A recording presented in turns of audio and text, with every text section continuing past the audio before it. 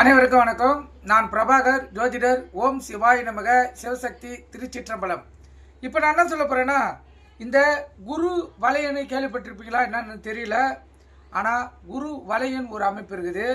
அது ஒரு ஜாதகத்துடைய கைரேகையிலும் தெரியும்.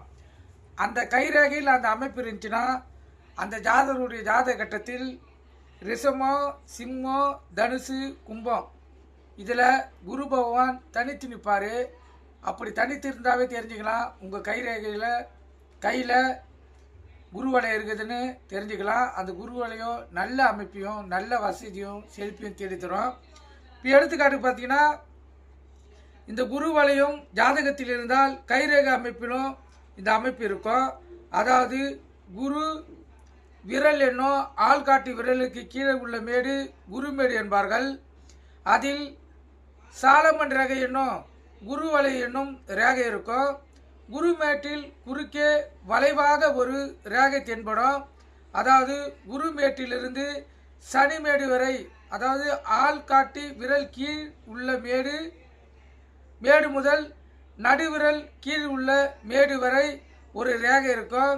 இதுதான் குரு வலயம் என்று பெயர் பெற்றது. இந்த ரேகை உள்ளவர்கள் ஜோதிடம், ஆன்மீகம், மருத்துவம், அரசியல், சமூக சேவை என்று ஏதேனும் ஒரு துறையில் புகழ் பெறுவார்கள். இந்த குரு வலயம் ஜாதகத்தில் இருக்கும், கைரேகையிலும் இருக்கும் என்று தெரிந்து கொள்ளலாம். இது பல பேர் ஜாதகத்தை பார்த்து அனுபவத்தில் முன்னோர்கள் கண்ட உண்மை. இதில் சூட்சும ரகசியம் என்னவென்றால், குரு வலயம் உள்ளவர்களுக்கு குடும்ப வாழ்க்கை சிறப்பாக இருக்காது. அதாவது கணவன் மனைவி பிரிவு, ஏற்றம் இறக்கம், சுகமின்மை,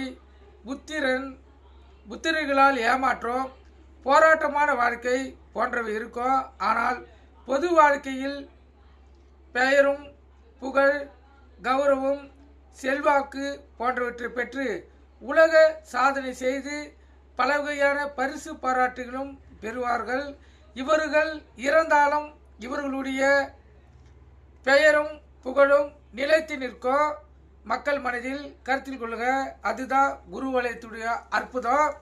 இந்த குரு வலயம் பார்த்தீங்கன்னா ரிஷமம், சிம்மம், தனுசு, கும்பம் இதில் குரு பகவான் ஒரு ஜாதகத்தில் தனித்து இருந்தால் அவங்களுக்கு கண்டிப்பாக குரு வலயம் அவங்க கைரேகையில் இருக்கும். நல்ல வசதியான வாழ்க்கையும் தேடி வரும்.